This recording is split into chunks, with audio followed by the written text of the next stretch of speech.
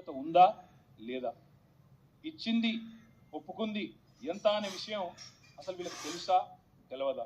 ఎందుకంటే చూస్తుంటే chief minister, ఆయన డిప్యూటీ చీఫ్ మినిస్టర్, ఆయన కింద ఉండే మంత్రులు ఒకరికొకరికి సయోధ్య కానీ శృతి కానీ ఉన్నట్టు లేదు. ఇది స్పష్టం. మొత్తంగా వీళ్ళందరి డొల్ల మాటలు వింటే అర్థమైంది ఏంటంటే రుణమాఫీ సగం కాదు పావులా కూడా కాలేదు, కానీ మోసం మాత్రం పూర్తిగా జరిగింది. రైతులకు వంచన మాత్రం 100% జరిగింది.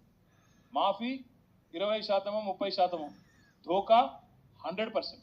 ఇందులో ఏం డౌటే లేదు. ఇవాళ మళ్ళొక్కసారి వీళ్ళ దివాలాకోరు మాటలతో తేలిపోయింది. పెద్ద పెద్ద ఓటింగ్లు పెట్టారు ఊరంతా.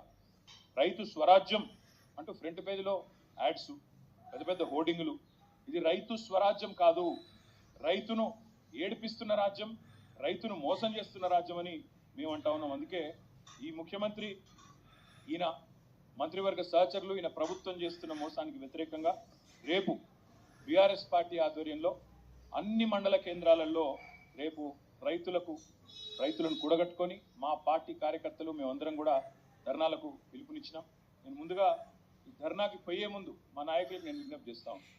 మీరు నిరసనలకు శ్రీకారం చుట్టే ముందు నిన్న ముఖ్యమంత్రి మాట్లాడిన చిల్లర మాటలు, ఆయన అవాకులు చెవాకులు కారు కూతలు, ఏదైతే దిగజారిన బజారు భాష వాడిండో తెలంగాణ తల్లిని ఉద్దేశించి, తెలంగాణ తల్లి విగ్రహం పెట్టాలని మనం అడిగితే ఆయన ఏదైతే ఒక బజారు భాష వాడినాడో దానికి నిరసనగా రేపు ఎక్కడికక్కడ మీరు ధర్నాకి ఉపక్రమించే ముందు తెలంగాణ తల్లి విగ్రహం ఉంటే ఆ విగ్రహానికి పాలాభిషేకం చేయండి, నిరసనలో కూర్చోండి.